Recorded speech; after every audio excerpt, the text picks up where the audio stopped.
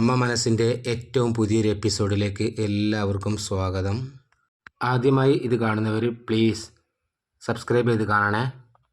കഴിഞ്ഞ എപ്പിസോഡിൽ ലാസ്റ്റ് കാണിച്ചത് സിദ്ധുവിനെ ബാക്കിൽ കൈ കെട്ടി അവന് കിടന്ന് പുളയാണ് വേദന കൊണ്ട്. ചന്ദ്രികയെ വേറെ മുറിയിലും മലറിനെ മറ്റൊരു മുറിയിലും ആക്കി ഡോറടച്ചിരിക്കുകയാണ് മഹേഷ്. മലർ അമ്മേ അമ്മേ എന്ന് വിളിച്ച് കരയുവാണ്.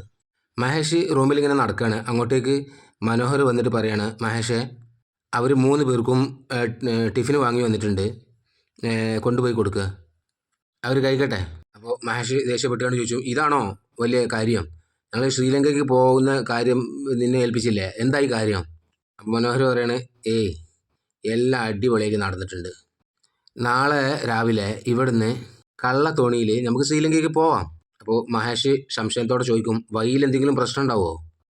സെക്യൂരിറ്റി ആരെങ്കിലും പിടിക്കുമോ? എടാ, ഒരു പ്രശ്നം ഉണ്ടാവില്ല, എല്ലാത്തിലും എൻ്റെ ആളുകൾ നോക്കിക്കോളും. അപ്പോൾ മഹേഷ് സമ്മതിക്കുകയാണ്. ശരി, ഞാൻ ഭക്ഷണം കൊടുത്തിട്ട് വരാം. ഓക്കെ, നീ കൊടുത്തിട്ട് വാ. അവൻ പോയതും മനോഹർ എന്തോ ആലോചിക്കുകയാണ്. മഹേഷ് സിദ്ധുവിൻ്റെ അടുത്തെത്തി അവനുള്ള ഭക്ഷണപ്പൊതി അവൻ്റെ മുഖത്തേക്ക് എറിയുകയാണ്. എന്നിട്ട് മഹേഷ് പറയാണ്, പറ്റുമെങ്കിൽ എണീറ്റ് വായ കൊണ്ട് തന്നെ ആ പാർസൽ അയച്ചിട്ട് നായനെ പോലെ നക്കി തിന്ന്. അപ്പോൾ ദേഷ്യം കൊണ്ട് സിദ്ധു കെട്ടയക്കാൻ വീണ്ടും ശ്രമിക്കുകയാണ്. അപ്പോഴേക്കും അവിടുന്ന് മഹേഷ് പോവുകയാണ്. പിന്നീട് ചന്ദ്രികയുടെ റൂം തുറന്ന് അയാൾ ചന്ദ്രികയുടെ റൂമിലേക്ക് വരികയാണ്. ചന്ദ്രിക പെട്ടെന്ന് എണീക്കും. അവൾക്കുള്ള പൊതി അവൾ നിലത്തിട്ടിട്ട് പറയും, കഴിച്ചോ. അപ്പോൾ അവൾ കരഞ്ഞുകൊണ്ട് പറയാണ്, എനിക്ക് എൻ്റെ മോളെ കാണണം, അവളെ കൂട്ടിയിട്ട് വാ. അപ്പോൾ മഹേഷ് പറയാണ്, ഇത്ര ദിവസം മലര് നിൻ്റെ കൂടെ അല്ലേ നിന്നേ, ഇനി കുറച്ച് എൻ്റെ കൂടെ നിൽക്കട്ടെ. ഞാൻ അവളെ തിന്നൊന്നുമില്ല, ഞാനേ അവളുടെ അച്ഛനാണ്. അവളുടെ മേലെ നിനക്ക് എന്ത് അവകാശമുണ്ടോ അതേ അവകാശം എനിക്കും ഉണ്ട്. ഭക്ഷണം കഴിച്ച് ഉറങ്ങിക്കോ, നമുക്ക് രാവിലെ ഇവിടുന്ന് പോകേണ്ടതാണ്. എന്നിട്ട് അവൻ റൂമിൽ നിന്ന് ഇറങ്ങുമ്പോഴേക്കും അവൾ ഓടി വന്ന് വാതിൽ തുറക്കാൻ നോക്കും. അപ്പോഴേക്കും അവൻ വാതിലടച്ച് പോവുകയാണ്. അവൾ കരഞ്ഞുകൊണ്ട് വാതിലിനെ മുട്ടി പറയാണ്, എൻ്റെ മകളെ എനിക്ക് താ എന്ന് പറഞ്ഞുകൊണ്ടേ ഇരിക്കുകയാണ്. എനിക്ക് അവളെ കാണണം. പിന്നെ അവന് മലർ കിടക്കുന്ന റൂമിലേക്കാണ് പോയത്. മലർ അവിടെ മയങ്ങി കിടക്കുകയാണ്. മഹേഷ് ഒന്ന് ഭയപ്പെടും. എന്നിട്ട് നേരെ അവളെ അടുത്ത് ഇരുന്നിട്ട് അവളെ കുലുക്കി വിളിക്കുകയാണ്. വേഗം റൂം വിട്ട് പോയിട്ട് ഒരു ബോട്ടിലിൽ വെള്ളം എടുത്തിട്ട് കൊണ്ടുവരികയാണ്. എന്നിട്ട് അവളെ മുഖത്തേക്ക് തളിക്കും. മലർ മലർ എന്ന് വിളിക്കും. എണീക്ക് മലർ. മലർ അപ്പോൾ എണീക്കുകയാണ്. എന്താ മലർ, പേടിച്ചു പോയോ? പേടിയൊന്നും വേണ്ട, ഇങ്ങോട്ട് നോക്ക്, അച്ഛൻ നിനക്ക് ടിഫിൻ വാങ്ങിയിട്ട് വന്നിട്ടുണ്ട്, ഇതയച്ച് നീ കഴിച്ചോ. അപ്പോൾ മലർ പറയുകയാണ്, എനിക്കൊന്നും വേണ്ട, എനിക്ക് അമ്മനെ കാണണം, എന്നെ അമ്മേൻ്റെ അടുത്ത് കൂട്ടിക്കൊണ്ട് പോകും. അവളെ കരഞ്ഞുകൊണ്ട് പറയും. അപ്പോൾ മഹേഷ് പറയാണ്, നമുക്ക് കൊണ്ടുപോകാം, അമ്മ ഉറങ്ങുകയാണ് ഇപ്പോൾ, നീ ആദ്യം ഭക്ഷണം കഴിക്കുക. അപ്പോൾ അവൾ പറയും, എനിക്ക് വേണ്ട, നീ പോ, എൻ്റെ മുമ്പിൽ നിന്ന് പോ എന്ന് പറയും. എന്നിട്ട് അയാൾ തന്നെ ശരി, ഞാൻ ഭക്ഷണം കഴിപ്പിച്ച് തരാമെന്ന് പറഞ്ഞിട്ട് ആ ഭക്ഷണപ്പൊതി അയച്ചിട്ട് അവൾക്ക് ഭക്ഷണം കൊടുക്കുകയാണ്. അവൾ അമ്മ എന്ന് പറഞ്ഞ് കരയാണ്. എന്നിട്ട് അവന് ഭക്ഷണം എടുത്ത് അവളുടെ വായിലേക്ക് വെച്ച് കൊടുക്കുമ്പോൾ അവളത് തട്ടിയിട്ട് അവൻ്റെ മുഖത്തേക്ക് ഒരു അടി കൊടുക്കുകയാണ്. അവന് ഒന്നും മിണ്ടാനാകാതെ അവളുടെ മുഖത്തേക്ക് നോക്കി തന്നെ നിൽക്കുകയാണ്. മലർ ചോദിക്കുകയാണ്, എന്നിട്ട് നീ എന്താ ഇങ്ങനെ ചെയ്യുന്നേ? നീ നല്ലവനാണെന്നാണ് ഞാൻ വിചാരിച്ചത്, എന്തിനാ സിദ്ധുവിനെ പിടിച്ചു വെച്ചിരിക്കുന്നേ? അമ്മയും എന്നെയും എന്തിനാ ഇങ്ങോട്ട് ഇവിടെ കൊണ്ടുവന്ന് വെച്ചേ? മര്യാദക്ക് സിദ്ധുവിനെ വിട്, അല്ലെങ്കിൽ ഞാനും അമ്മയും നിന്നെ പോലീസിൽ പിടിച്ചു കൊടുക്കും. അപ്പോൾ മഹേഷ് പറയണ, കുഴപ്പമില്ലല്ലോ, ചന്ദ്രിക നിന്നെ നന്നാക്കി വളർത്തിയിട്ടുണ്ട്, അച്ഛനെ തന്നെ പോലീസിൽ പിടിച്ചു കൊടുക്കുമോ എന്ന് പറഞ്ഞുകൊണ്ട് അവളെ കവിളിലൊന്ന് നുള്ളുകയാണ്. പിടിച്ചു കൊടുക്കും, നീ എന്നെ അടിക്കുക പോലും ചെയ്തു. എന്നിട്ട് ഭക്ഷണം അവളുടെ മുന്നിൽ വെച്ചിട്ട് പറയും, നോക്ക്, ഇവിടെ ഉണ്ട്, വിശന്നാ കഴിച്ചോ, ഇല്ലെങ്കിൽ പട്ടിണി കിടക്ക്, എനിക്കതിലൊന്നും ഒരു പ്രശ്നമില്ല എന്ന് പറഞ്ഞ് അയാൾ അവിടെ നിന്ന് എണീറ്റ് പോവാണ്. അവൾ കരയാണ്. എനിക്ക് അമ്മയെ കാണണം എന്ന് പറഞ്ഞുകൊണ്ടേ കരയാണ്. അവൾ വാതിലിനെ മുട്ടിക്കൊണ്ടേ ഇരിക്കുകയാണ്. പിന്നെ കാണിക്കുന്നത് മേഘ അവളുടെ വീട്ടിൽ ലാപ്ടോപ്പിന് മുമ്പിൽ ഇങ്ങനെ ഇരിക്കുകയാണ്. അങ്ങോട്ടേക്ക് മുത്തശ്ശി വരികയാണ്. എന്നിട്ട് മേഘ എന്ന് വിളിക്കും. അപ്പോൾ പറ മുത്തശ്ശി എന്ന് പറയും. നീ എന്താ ചെയ്യുന്നേ? അപ്പോൾ മേഘ പറയും, ഞാൻ ഓഫീസിലെ കുറച്ച് ജോലി ഉണ്ടായിരുന്നു, അത് ചെയ്യായിരുന്നു. അതെ, ഇനി മുതൽ നീയാണ് അവിടുത്തെ എല്ലാ ജോലിയും നോക്കേണ്ടത്. അപ്പോൾ മേഘ ചോദിച്ചു, എന്താ മുത്തശ്ശി അങ്ങനെ പറഞ്ഞേ? സിദ്ധാർത്ഥനെ കാണാതായിരുന്നു, അവ ഇനി തിരിച്ചു വരുമെന്ന് എനിക്ക് തോന്നുന്നില്ല, അതാ പറഞ്ഞേ എന്ന് സന്തോഷത്തോടെ മുത്തശ്ശി മേഘയോട് പറയാണ്. എന്താ മുത്തശ്ശി, സിദ്ധാർത്ഥ് വരില്ലെന്ന് ഇത്ര ഉറപ്പോടെ എന്താ പറയുന്നേ? സിദ്ധുവിനെ ആരോ എന്തോ ചെയ്തിട്ടുണ്ട്, അതുകൊണ്ടാണ് അവൻ എവിടെ ഉള്ളതെന്ന് ആർക്കും കണ്ടുപിടിക്കാൻ പറ്റാത്തത്. അതായത് സിദ്ധുവിൻ്റെ ഫോണ് സ്വിച്ച് ഓഫ് ചെയ്ത് എന്നുണ്ടെങ്കിൽ എന്തോ ഇതൊരു വലിയ കാര്യം നടന്നിട്ടുണ്ട്. മേഘ വിശ്വസിക്കാനാവാതെ, എന്താ മുത്തശ്ശി നിങ്ങൾ ഈ പറയുന്നേ? നിങ്ങൾ പറയുന്നത് കേട്ട സിദ്ധാർത്ഥ് ജീവനോടെ തിരിച്ചു വരില്ല എന്ന് പറയുന്ന പോലെ ഉണ്ടല്ലോ. അപ്പോൾ മുത്തശ്ശി പിന്നെ സിദ്ധാർത്ഥിന് ഒരു കുഴപ്പവും ഇപ്പോഴും ഇല്ല എന്നുണ്ടെങ്കിൽ മഹേന്ദ്രനും ലക്ഷ്മിക്കും ഇപ്പോഴേ ഫോൺ ചെയ്തിട്ടുണ്ടാവും. ഇല്ലെങ്കിൽ എങ്ങനെയെങ്കിലും അവൻ വീട്ടിൽ വന്നിക്കും. ഫോണും ചെയ്തിട്ടില്ല, വീട്ടിലും വന്നിട്ടില്ല. അതിനർത്ഥം എന്തോ അവനക്ക് കാര്യമായിട്ട് സംഭവിച്ചിട്ടുണ്ട്. അപ്പോൾ മേഘ പറയാണ്, വേണ്ട മുത്തശ്ശി, സിദ്ധാർത്ഥിന് ഒന്നും സംഭവിക്കണ്ട.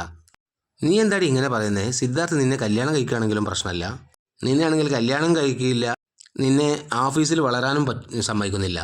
അവനെ കൊണ്ട് നിനക്ക് ഒരു പ്രയോജനവും ഇല്ല. അവൻ ജീവിച്ചാലെന്താ, മരിച്ചാലെന്താ? അവൻ പോയി തൊലയട്ടെ. അവൻ വന്നിട്ടില്ല എങ്കിൽ കമ്പനി നിന്റെ കയ്യിലായിരിക്കും. അതിനുശേഷം നീ വിചാരിക്കുന്നതൊക്കെ നടത്താലോ. അപ്പോൾ മേഘ, അതല്ലേ, സിദ്ധാർത്ഥിന് എന്തായിരിക്കും സംഭവിച്ചിട്ടുണ്ടാകുക? ഒരുത്തൻ വീട്ടിലും വരുന്നില്ല, ഫോണും ചെയ്യുന്നില്ല. അതിനർത്ഥം ഒന്നുകിൽ അവന് ആക്സിഡൻ്റായി അബോധാവസ്ഥയിൽ കിടക്കണം, ഇല്ലെങ്കിൽ അവൻ ആരെങ്കിലും കൊന്നിരിക്കണം. ഇത് രണ്ടും അല്ലാതെ വേറെ ഒന്നിനും സാധ്യതയില്ല. മേഘ ഒന്ന് ഞെട്ടിയിട്ട് ഒന്നിങ്ങനെ ആലോചിക്കുകയാണ്, ശരിയാണോ എന്ന്. അവന് വീട്ടിൽ പ്രശ്നം ഉണ്ടാക്കി പോയതൊന്നുമല്ലല്ലോ. അപ്പോൾ മേഘ ചോദിക്കുകയാണ്, ഒന്നുകിൽ അവന് ആക്സിഡൻറ്റിലായിരിക്കണം, അല്ലെങ്കിൽ ആരെങ്കിലും ആക്രമിച്ചിട്ടുണ്ടാവണം, അങ്ങനെയല്ലേ? അപ്പോൾ മുത്തശ്ശി അതെ എന്ന് പറയും. നിങ്ങൾ പറഞ്ഞ പോലെ അവൻ വീട്ടിലേക്ക് വരാമെന്നാൽ എനിക്ക് സന്തോഷം തന്നെയാണ്. അച്ഛനും അമ്മയും സിദ്ധാർത്ഥിനെ തലയിൽ കയറ്റി വെച്ചിരിക്കല്ലേ. അവൻ പോയാൽ അവർക്ക് പിന്നെ വേറെ വഴിയില്ല. എന്നെ വിശ്വസിച്ചേ പറ്റുമോ പിന്നെ അവർക്ക്? സിദ്ധാർത്ഥ് ഇനി വീട്ടിലേക്ക് വന്നില്ല എങ്കിൽ ഈ കുടുംബം തന്നെ നിന്റെ കാൽ കീഴിൽ വരും. ഇത് മാത്രം ഒന്ന് നടന്നു കിട്ടിയാലേ പഴനി മുരുകൻ അമ്പലത്തിലേക്ക് നഗ്നപാതയായി ഞാൻ പോവും. അപ്പോൾ മേഘയ്ക്കും ഭയങ്കര സന്തോഷമാവും. രണ്ടുപേരും പൊട്ടിച്ചിരിക്കും. എന്നിട്ട് രണ്ടുപേരും കൈ തമ്മിലടിക്കും. പിന്നെ കാണിക്കുന്നത്, അതിനു മുമ്പ് പ്ലീസ് ചാനൽ സബ്സ്ക്രൈബ് ചെയ്യാത്തവരൊന്ന് സബ്സ്ക്രൈബ് ചെയ്യണേ. എല്ലാവരും ഒന്ന് ലൈക്ക് അടിക്കണേ. പറ്റുന്നവർ കമൻറ്റും ചെയ്യണം. പിന്നെ കാണിക്കുന്നത് വാതിലിന് കരഞ്ഞുകൊണ്ട് മുട്ടുന്ന ചന്ദ്രികയാണ്. എനിക്ക് എൻ്റെ മോളെ കാണണം എന്ന് പറഞ്ഞ് കരഞ്ഞുകൊണ്ടേയിരിക്കും. അപ്പോൾ മഹേഷ് വന്നിട്ട് എന്തിനെങ്ങനെ അലർന്നേ എന്ന് പറഞ്ഞ് വരും. അവൻ വാതിൽ തുറക്കും. അപ്പോൾ അവൾ പറയും, എൻ്റെ മോളെ കൊണ്ടുപോവാ. മിണ്ടാതെ അവിടെ പോയി അടങ്ങി ഒതുങ്ങി ഉറങ്ങിക്കോ. നീ എത്ര ഉച്ചത്തിൽ വിളിച്ചാലും അവളെ കാതിൽ അത് കേൾക്കില്ല. രാവിലെ നമ്മൾ ശ്രീലങ്കയിലേക്ക് പോകാനുള്ളതാണ്, തയ്യാറായിരുന്നോ? എന്തിനാ ഞങ്ങളെ ഇങ്ങനെ ചെയ്യുന്നേ? ഞങ്ങൾ നിന്നെ എന്ത് ചെയ്തു? എന്തിനാ ഞങ്ങളെ ജീവിതത്തിൽ ഇങ്ങനെ ശല്യം ചെയ്യുന്നേ? അപ്പോൾ അവൻ പറയും, വെറുതെ ആവശ്യമില്ല സംസാരിക്കല്ലേ, ഉള്ളു പോ. അവൾ കരഞ്ഞുകൊണ്ട് എൻ്റെ മോളെ കൊട് എന്ന് പറഞ്ഞുകൊണ്ടേയിരിക്കുകയാണ്. അവൻ കേൾക്കാതെ വാതിലടക്കും. സിദ്ധാർത്ഥ് ചുമച്ചുകൊണ്ട് എണീക്കുകയാണ്. അവൻ്റെ മുമ്പിൽ ഫുഡുണ്ട് ഒരു കവറിൽ. അവൻ നീങ്ങി ഒരിടത്ത് ചാരിയിരിക്കും. അവന് വേദന സഹിക്കാൻ പറ്റാത്ത അവസ്ഥയിലാണ്. അവന് കെട്ടയച്ചാൻ ഇങ്ങനെ ശ്രമം നടത്തിക്കൊണ്ടേ നിൽക്കുകയാണ്. പിന്നെ കാണിക്കുന്നത് മനോഹരും മഹേഷും കൂടി മദ്യപിക്കുകയാണ്.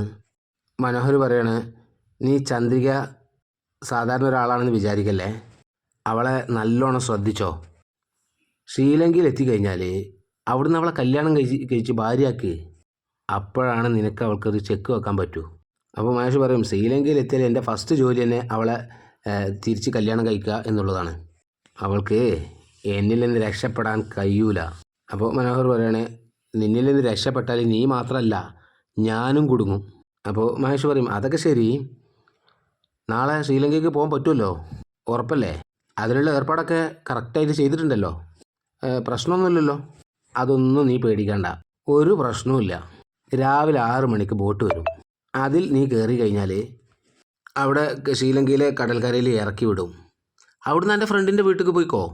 ശരി, ഓക്കെ, ഞങ്ങളെ അവിടെ വിട്ടാൽ മതി, ബാക്കിയൊക്കെ ഞാൻ നോക്കിക്കോളാം. മഹേഷ് പറയും, എൻ്റെ ഫ്രണ്ട് അവിടെ എല്ലാ സെറ്റപ്പും ചെയ്തിട്ടുണ്ട്. അപ്പോൾ മനോഹർ പറയാണ്, നീ ശ്രീലങ്കയ്ക്ക് പോകുമ്പോൾ അപ്പോൾ എനിക്ക് ഫോൺ ചെയ്യ്. മഹേഷ് ഓക്കെ പറയും. പിന്നെ കാണിക്കുന്നത് ജാനകി കരയാണ്. തൊട്ടടുത്ത് സിദ്ധുവിൻ്റെ അച്ഛനെ ആശ്വസിപ്പിക്കുന്നുണ്ട്, കരയല്ലേ എന്ന് പറഞ്ഞിട്ട്. അവിടെ മഹേന്ദ്രനും ലക്ഷ്മിയും മേഘയും മുത്തശ്ശിയും ആരതിയും സിദ്ധുവിൻ്റെ മുത്തശ്ശനും എല്ലാവരും ഉണ്ട്. സിദ്ധു എവിടെ പോയി എന്ന് പറഞ്ഞ് ജാനകി കരയാണ്. മഹേന്ദ്രനോട് പറയാണ്, ഏട്ടാ, സിദ്ധു രാത്രിയിൽ വരുമെന്ന് പറഞ്ഞ് ഇത്ര നേരമായി ഇതുവരേക്കും വന്നില്ല. എനിക്കെന്തോ പേടിയാവുന്നു, അവന് എന്താണെന്ന് അറിയുന്നില്ല. നമുക്ക് ഇനി വെയിറ്റ് ചെയ്യണ്ട, പോലീസിൽ കംപ്ലൈൻറ്റ് കൊടുക്കാം എന്ന് ജാനകി കരഞ്ഞുകൊണ്ട് പറയും. അപ്പോൾ മഹേന്ദ്രൻ പറയാണ്, ശരി, ഞാൻ ഇപ്പം തന്നെ കമ്മീഷണറിനോട് പറഞ്ഞോളാം. എന്നിട്ട് അയാൾ പോക്കറ്റിൽ നിന്ന് മൊബൈൽ എടുക്കുകയാണ്. കമ്മീഷണറോട് എല്ലാ കാര്യങ്ങളും പറയാണ്. കമ്മീഷണർ പറയണ എത്രയും പെട്ടെന്ന് അത് എന്താണെന്ന് നോക്കിയിട്ട് ഞാൻ പറഞ്ഞുതരാം. Thank you sir. Mahendran phone വെക്കും. അപ്പോൾ ലക്ഷ്മിയമ്മ പറയാണ്, ജാനകി നീ കരയല്ലേ, പോലീസിൽ കംപ്ലൈൻറ്റ് ചെയ്തല്ലോ, സിദ്ധു നീ വന്നോളും, പോലീസ് അവനെ കണ്ടുപിടിക്കും. അപ്പോൾ മുത്തശ്ശൻ പറയണ, ആരതി നീ ഉള്ളിൽ പോയിട്ട് നിൻ്റെ അമ്മക്ക് എന്തെങ്കിലും ജ്യൂസ് കൊണ്ടുവന്ന് കൊടുക്ക്. അപ്പോൾ ആ ശരി മുത്തശ്ശ എന്ന് പറഞ്ഞുകൊണ്ട് അവൾ ഉള്ളിലേക്ക് പോവാണ്. ജാനകി കരഞ്ഞുകൊണ്ടേ ഇരിക്കണം, എൻ്റെ കുട്ടിക്ക് എന്താ സംഭവിച്ചത് ഒന്നും അറിയില്ലല്ലോ എന്ന് പറഞ്ഞ് കരയാണ്. സിദ്ധുവിൻ്റെ അച്ഛനും പറയുന്നുണ്ട്, കരയല്ലേ നീ, സിദ്ധുവിന് ഒന്നും ആവില്ല, അവൻ വരും, ധൈര്യമായിട്ടിരിക്കേ.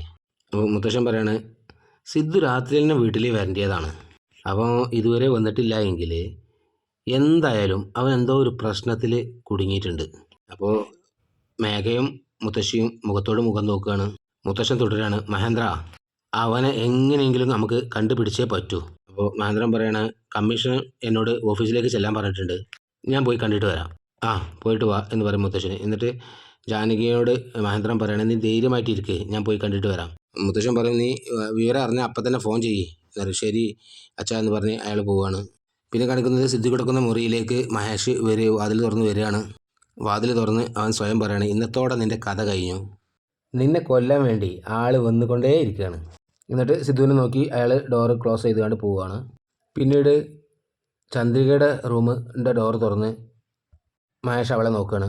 എന്നിട്ട് മനസ്സിൽ പറയാണ്, സിദ്ധു ഉണ്ട് എന്നുള്ള ധൈര്യത്തിലാണല്ലോ നീ ഇത്രയും കളി കളിച്ചേ, ഇനി കുറച്ച് നേരം കൂടി കഴിഞ്ഞാൽ അവൻ കൊല്ലപ്പെടും, അതിനുശേഷം നീ എൻ്റെ കാലിക്കൽ വീഴും.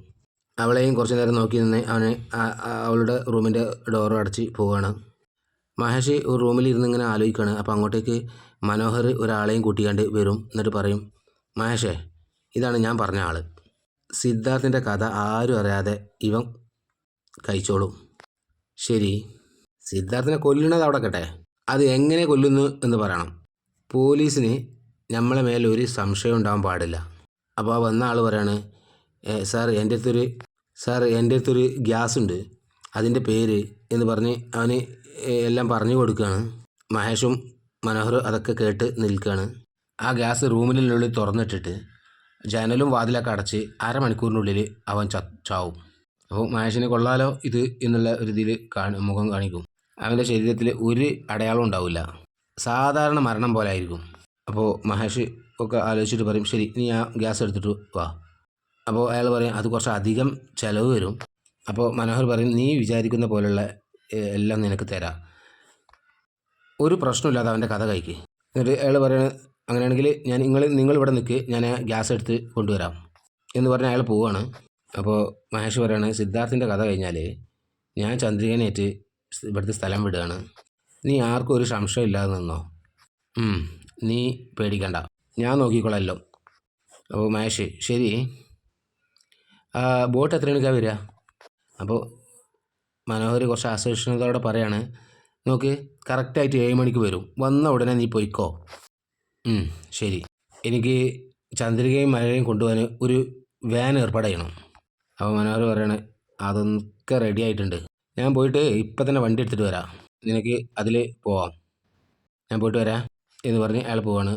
അയാൾ പോകുമ്പോൾ ഒന്നുകൂടെ ഓർമ്മിക്കുകയാണ്, ചന്ദ്രിക ശ്രദ്ധിക്കണം മഹേഷ് ഓക്കെ പറയും. പിന്നെ കാണിക്കുന്നത് മഹേന്ദ്രന് വീട്ടിൽ അങ്ങോട്ടും ഇങ്ങോട്ടും ഇങ്ങനെ നടക്കുകയാണ്, വാച്ചിലൊക്കെ നോക്കി എന്തോ പ്രതീക്ഷിച്ച് നിൽക്കുകയാണ്. അയാൾ എന്തൊക്കെയോ മനസ്സിൽ കണക്ക് കൂട്ടുന്നുണ്ട്. അങ്ങോട്ടേക്ക് ജാനകി വരികയാണ്. അപ്പോൾ പ്രതീക്ഷയോടെ ജാനകി ചോദിക്കുകയാണ്, ഏട്ടാ സിദ്ധുവിനെ പറ്റി എന്തെങ്കിലും വിവരം കിട്ടിയോ? ഇല്ല ജാനകി, ഞാൻ ഇപ്പോൾ കമ്മീഷനോട് സംസാരിച്ചിട്ടുള്ളൂ, സിദ്ധു എവിടെ ഉണ്ടെന്ന് അവൻ്റെ ടെലിഫോൺ ടവർ വെച്ച് ട്രേസ് ചെയ്യാൻ കൂടി പറ്റുന്നില്ല എന്നാണ് പറഞ്ഞത്. ജാനകി അത് കേട്ട് നെഞ്ചുരുകി കരയാണ്. മഹേന്ദ്രൻ്റെ സംസാരവും വല്ലാതെ വിറക്കുന്നുണ്ട്. അപ്പോൾ ഇതുവരെയാണ് ഈ പുതിയ എപ്പിസോഡിലുള്ളത്. അടുത്ത എപ്പിസോഡ് ഇങ്ങനെയാണ്, കരഞ്ഞുകൊണ്ട് ലക്ഷ്മിയമ്മ മഹേന്ദ്രനോട് പറയാണ്, ചന്ദ്രികയും മലരിനെയും കാണുന്നില്ല. അത് കേട്ടതും മഹേന്ദ്രനെ ആകെ ഞെട്ടും. മേഘയുടെ മുത്തശ്ശി മേഘയും വരെ ഞെട്ടും. മേഘയോട് മുത്തശ്ശി പറയാണ്, മേഘ ഇനി ഒരു പക്ഷേ സിദ്ധാർത്ഥും ചന്ദ്രികയും ഈ നാട് വിട്ടേ പോയിട്ടുണ്ടാവോ? പിന്നെ കാണിക്കുന്നത് ആ ഗ്യാസ് കുറ്റിയായിട്ട് അവർ 3 പേരും കൂടി വരികയാണ്. അവർ ടവൽ കൊണ്ട് മുഖമൊക്കെ മറച്ച് സിദ്ധു കിടക്കുന്ന റൂമിലേക്ക് വെക്കുകയാണ്. അപ്പോൾ ഇതുവരേക്കുമാണ് ഇന്നത്തെ എപ്പിസോഡ്. നാളെ പുതിയൊരു എപ്പിസോഡുമായി വീണ്ടും വരുന്നതാണ്. അതുവരേക്കും ടാറ്റ ബൈ ബൈ.